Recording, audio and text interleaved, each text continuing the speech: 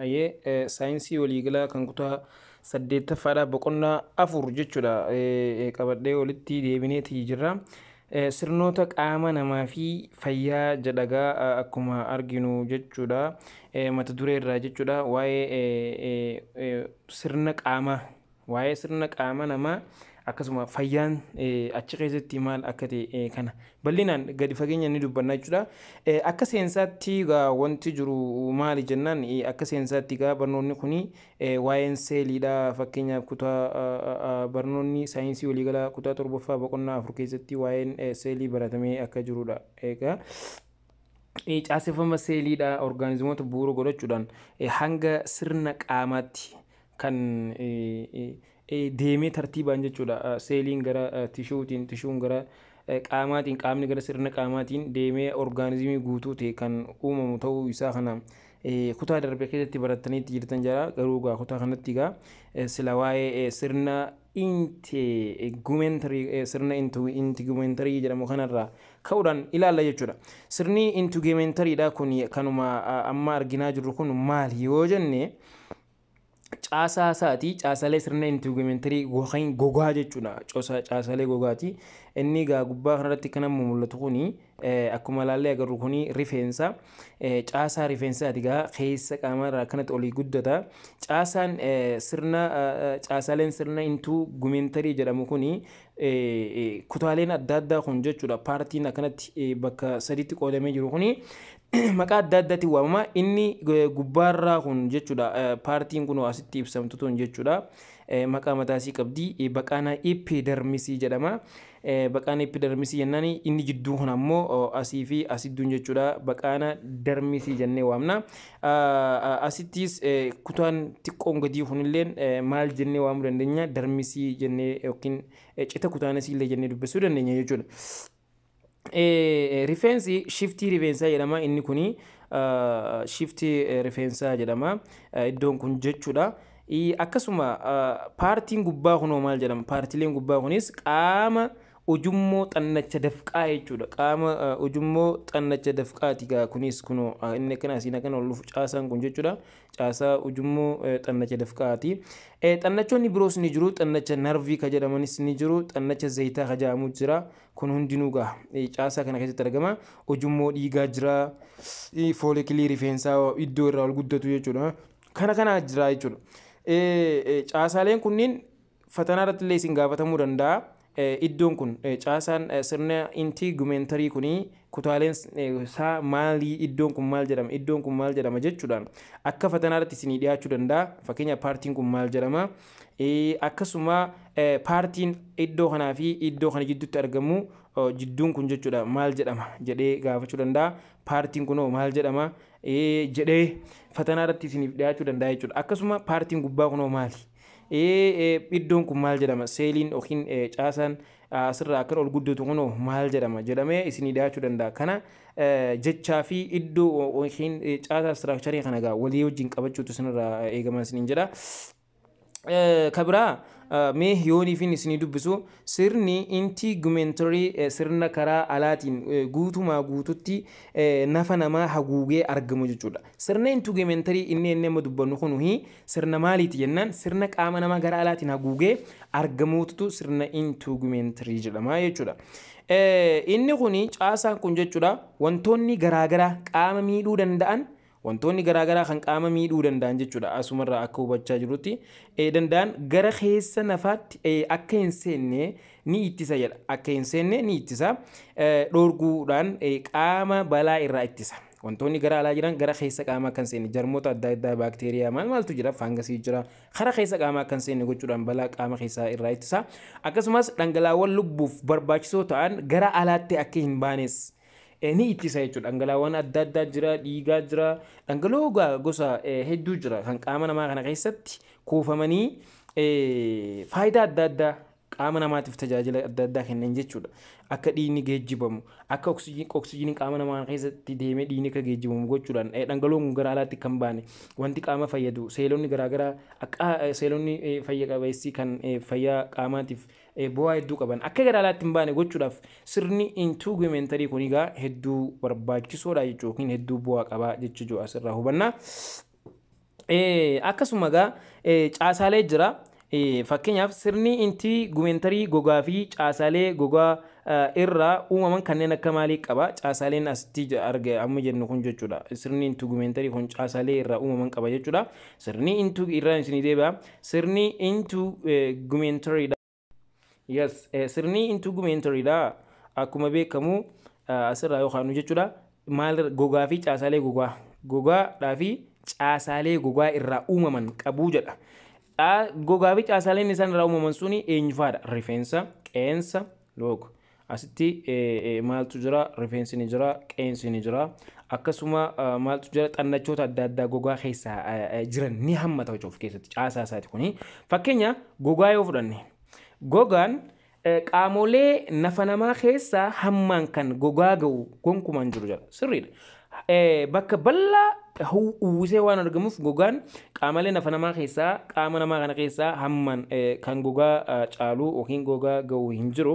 Ulfaatina waliigala nafa namaa, ulfaatina waliigala qaama namaa tokko keessaa gogaan parsantii 12 haga 16 kan inni uwwisu ulfaatina akkasiiti qaba gaa. Ulfaatinni qaama namaa jechuudha. Qaama namaa kana keessaa gogaan jechuudha parsantii 12 haga 16 ulfaata.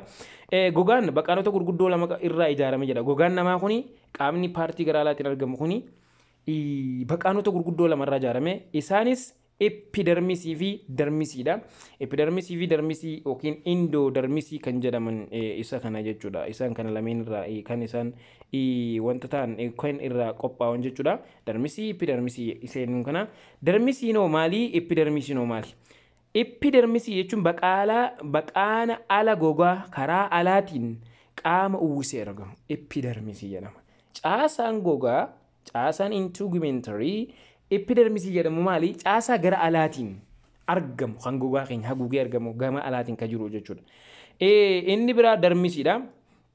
Dermisiin baqaana keessoo gogaa epidermisii jalatti argamu ta'ee epidermisii caalaa yabbuudha yookiin haphiidha jechuudha. Epidermisii caalaa haphiidha. Maalitti aanee argama? Epidermisiitti aanee kan argamu jechuudha. Inni itti aanu rifeensa. Gogaan inni lammaffaadha. Caasaan integumentary inni biraa kan integumentary irraa uumame jechuudha. Inni biraa caasaa rifeensa jedhamudha. Rifeensi caasaa qal'aa fi dheeraa gogaa keessaa guddatudha. Caasaa qal'aadhaas dheeraadhaas akkasuma gogaa namaa kana keessaa ol guddata jechaadha.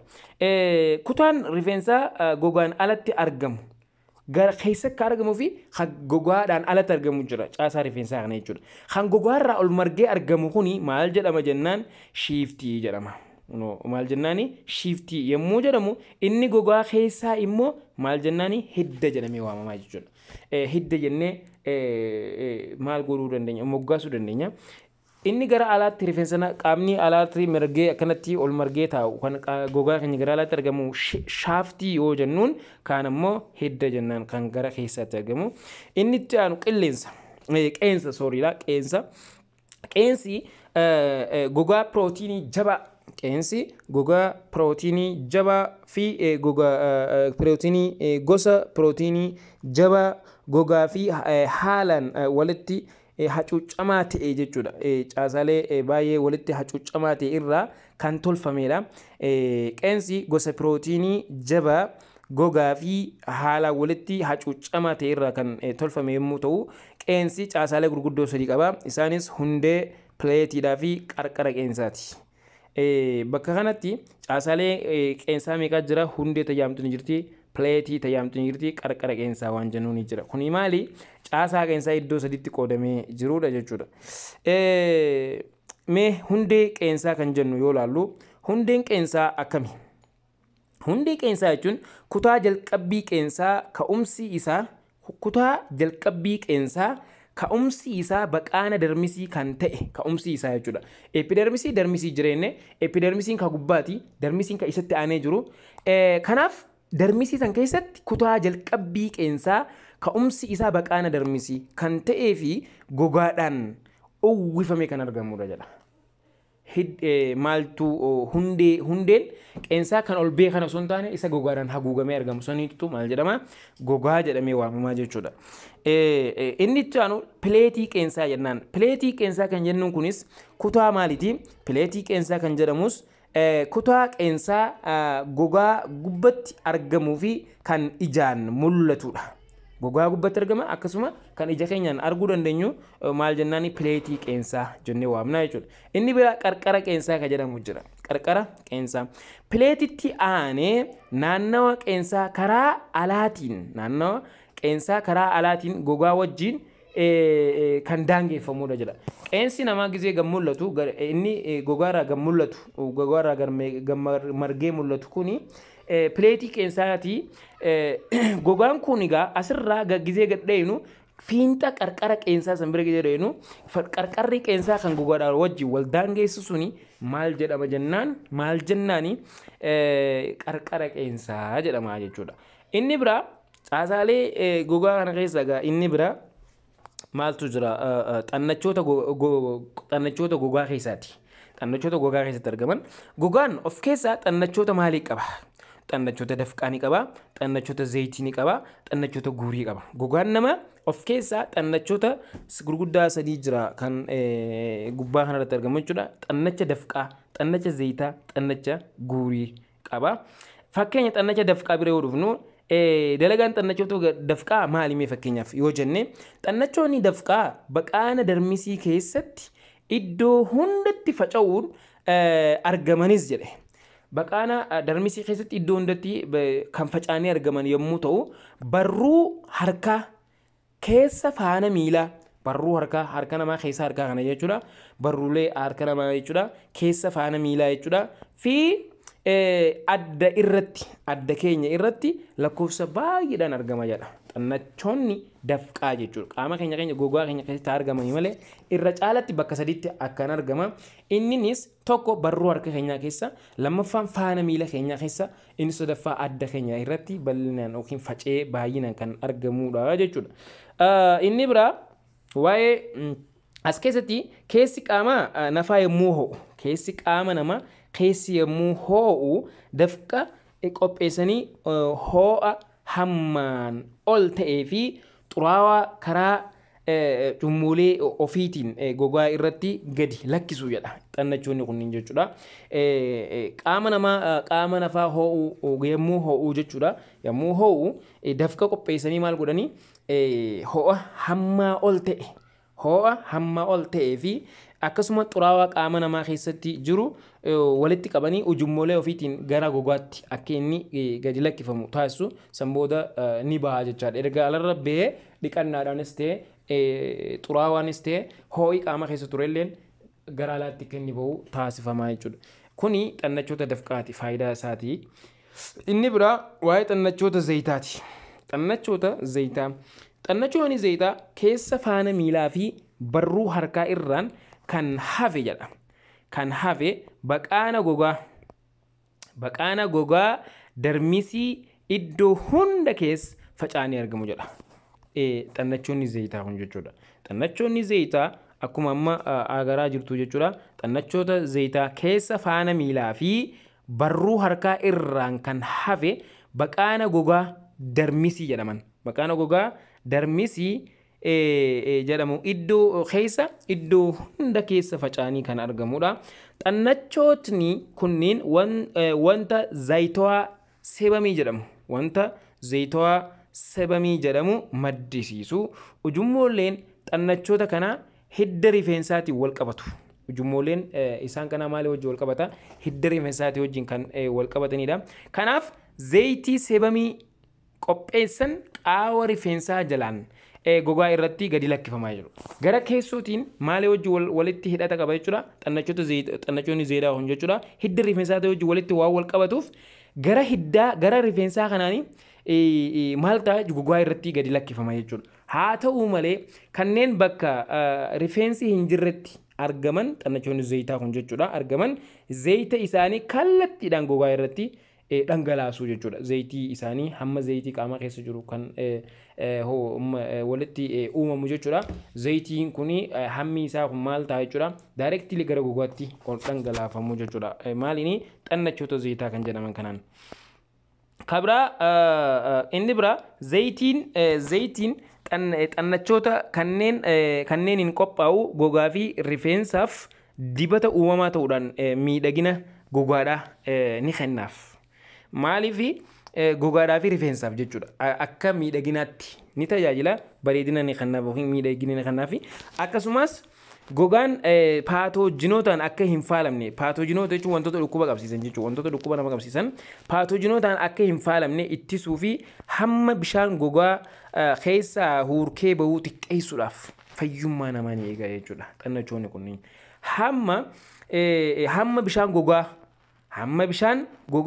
keessaa huurkee bahu xiqqeessuun fayyummaa namaa ni eega jechuudha. Yeroo qaamni namaa akka malee ho'u huurki akka malee bahuu danda'a. Akka inni xiqqaatu godhaa jechuudha. Kabiraa xannachoota guuriiti inni sadaffaadha. Xannachoonni kunniin ujummoolee ala gurraa keessatti kan argaman ta'ee wanta amala maalii qabuudha? Amala haphee qabuudha.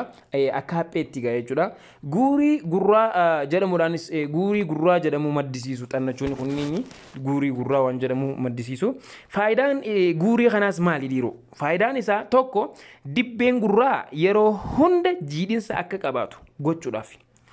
Faayidaan guurii gurraa maddisiisuudhaan maal jennaan dibbeen gurraa yeroo hundaa'u guurii akka yookiin jiidhinsa akka inni qabaatu gochuu. Wantoota kanneen akka dhukkee qofaa miti kanneen akka baakteeriyaa, faangasoota, ilbiisotaa fi kanneen kana fakkaatan gurra irraa ittisuuf yookiin gurra keessa akka hin seenne gochuudhaaf guuriin gurraa sirriitti bu'aa qaba yookiin faayidaa qaba jechuudha. Kabira waa'ee dalagaalee sirna intugumentariiti. Dalagaan sirna intugumentari ka jennuun kamtu jira yoo jenne dalagaan sirni qaamaa dalagaa mataasaa qaba.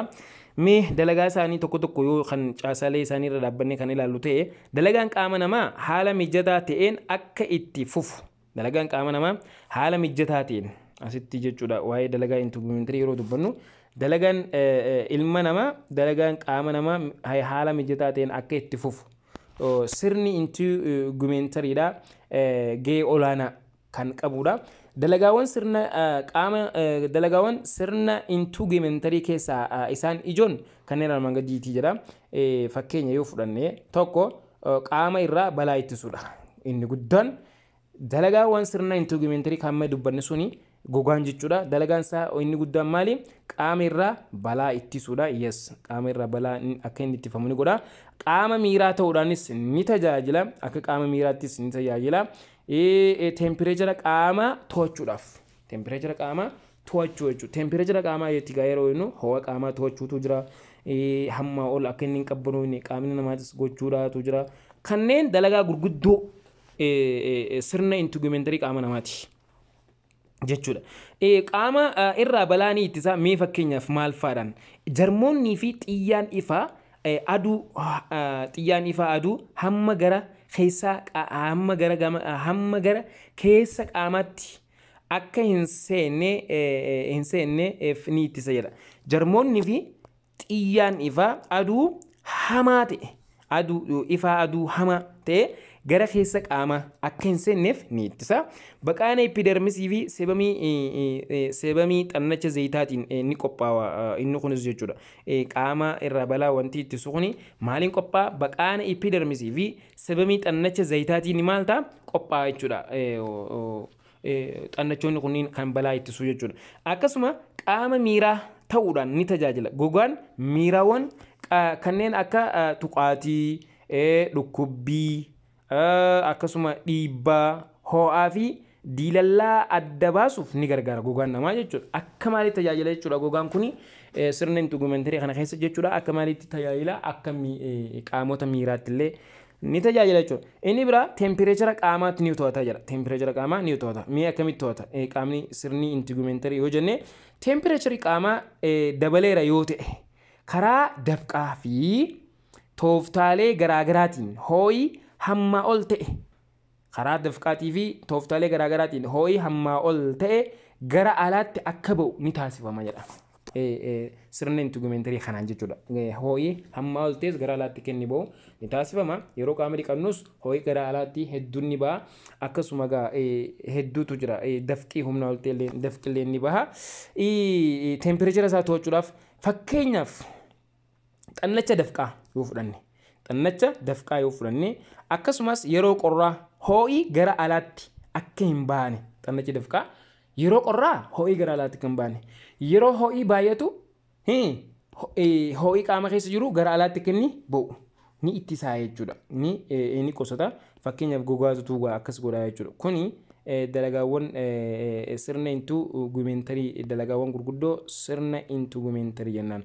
Qaama irraa balaa ittisu qaama miiraa ta'uudhaan tajaajilu akkasuma tempereechara qaamaa to'achuudha jechuudha.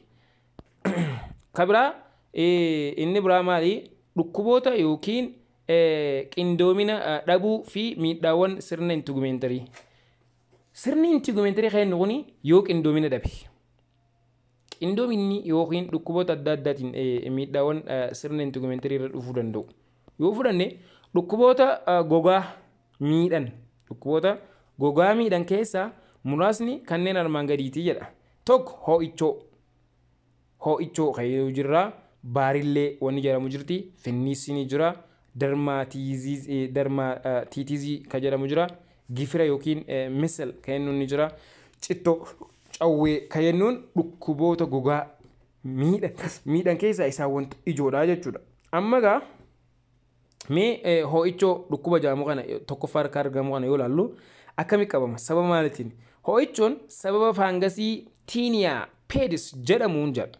Sababa faangasii tiiniyaa peedis jedhamuun dhufaa jira. Sababa inni ittiin dhufuudha kuni. Iddoo kanatti egaa gogaan quba miilaa gidduutti argamu qunca'uu jedha. Gogaan quba miilaa gidduu lameenitti argamu qunca'uu fi tarsa'uun mallattoo dhukkuba kanaati jedha. Mallattoon hoo'ichuudha maali? Gogaan nama miila gidduutti argamu yookiin quba miilaa gidduun qunca'uu jechuudha. Tarsa'uu yookiin uramuu mallattoo dhukkuba kanaati jedha. Dhukkubni kuni miila qullaatiin ooyiruu keessa fakkeenyaaf miila qullaadhaan ooyiruu keessa deemuu mana qaama dhiqannaa jiidhina qabuu fi afata mana keessaa irra deemuun nama qabaa jedha yookiin daddarbaa. Qulqullina dhuunfaa eeggachuudhaan dhukkuba kana ittisuun ni danda'ama jedha. Akka walii galaatti egaa mallattoo yookiin iddoo inni itti argamus mallattoo isaas dubbanne dhukkubni kuni akkamitti to'atamuu danda'a kajuu qulqullina ofii qulqullina dhuunfaa keenya eeggachuudhaan kan nuti dhukkuba kanarraa eegamuu dandeenyu jechuudha. Inni lammaffaatis baarillee jedha. Baarilleen sababa faangasii tiiniyaa kaapititis jedhamuun nama qaba. Kaan tiiniyaa peedisidha. Kun immoo baarilleen ammoo faangasii tiiniyaa kaapititis jedhamuun dhufa. Mallattoon isaa wantoota adii fakkaatan qaamota alaa lallaafoo irratti mul'achuudha. Wantoonni adii ta'an baarillee morma namaa irratti yeroo hedduu mul'ata. Wantoota qaamota alaa lallaafoo ta'an irratti mul'achuudha. Kallattiin wal tuttuquun akkasumas uffata walii kaayachuu, filaa walii fayyadamuu fi qoobii waliin fayyadamuun ni daddarbaa jechuudha. Uffata walii kakkaayee jechuudha. Qulqullina dhuunfaa eeggachuudhaan dhukkubicha ofirraa ittisuun ni danda'ama. Dhukkuba dhuunfaa yookiin qulqullina dhuunfaa keenyaa eeggannee ofirraa ittisuun ni danda'ama jechuudha dhukkubicha. Baarillee kan jennuun kana. Inni itti aanu dhukkuba finniinsaati. Finniinsinis egaa wantoota gogaa keenya miidhan keessaa isa ijoodha. Gogaa keenya kan miidhan jechuudha. Inni kun akkamitti ittisuu ni dandeenya kan jedhu yoonii fi egaa bira dhufnu durarratti finniinsi dhukkubni kun dhiitaa yookiin dhiitaa xixiqqoo wanta malaa fakkaatu of keessaa qabu fuula irratti baasuudhaan beekama. Yes. Sirriidha. Dhukkubni kuni dhiitainsa xixiqqoo wanta malaa fakkaatu of keessaa qabu fuula irratti baasuudhaan kan beekamudha.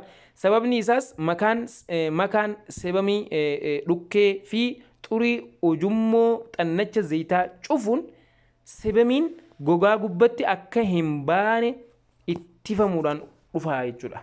Sabamiin jiidhinsu suni akka gogaa gubbatti hin baane dhangala'oon qaama keessa ture sun gara alaatti akka inni hin baane gochuudhaan xuraawaan suni walitti qabamee finniisa kana uumaa jechuudha. Asirraa kan hubachuu dandeenyu. Inni biraa maali? Darmaatiitizii kan jennuun inni afuraffaadha. Dhukkuba inflameeshinii dhiibbaadhaan dhufu jechuudha. Dhukkuba inflameeshinii gogaa yommuu ta'u hooksisu kan nama hooksisu jechuudha. Fi gogaa diimeessu yommuu qaama kee of hoogtu gogaan kee akka inni diimatu wanta alarjikii kan jedhamu san jechuudha. Akka diimatu godha. Sababoonni inflameeshinii kana gogaan summiiwwan garaagaraatiif fakkeenyaaf biqiltoota summaa'oo ta'an inni saaxilamuu maxxantootaa fi gogaa gocha xiyyoota ifaa aduu ta'uunis ni danda'a. Sababni wanni sun uumamuuf jechuudha. Akkasuma wantoota gogaaf summaa'oo ta'an kan akka alarjikii ta'an irraa of qusachuun wantoota dibannu jechuudha. Wantoota dibannu kan qaama namaa jijjiiruu danda'an irraa of qusachuu, qulqullina eeggachuunii fi qaama keenya uwwisuun dhukkuba kana ittisuudhaaf ni gargaara jechuudha. Qaama keenya uwwisuu makaa keemikaalota wantoota xuraawaa adda addaa kan qilleensa makaman kan qaama namaa maxxanuu danda'an irraa qaama keenya haguuguudhaan dhukkuba kanarraa ittisuu ni danda'ama. Inni biraa gifira fayyamuu kana yookiin misil sababa vaayirasii paaraamaayoksii jedhamuun RNA virus jedhamuun kan dhufuudha. Dhukkubni gifira yookiin misil jennuuni mallattooleen dhukkuba kanaatu maali? Akka madaa shiftoo fakkaatu gogaa fuula uwwisu dhukkubni sun jechuudha. Qoonqoon madaa'uu fakkeenyaaf liqimsituun keenya kun madaa'uudha.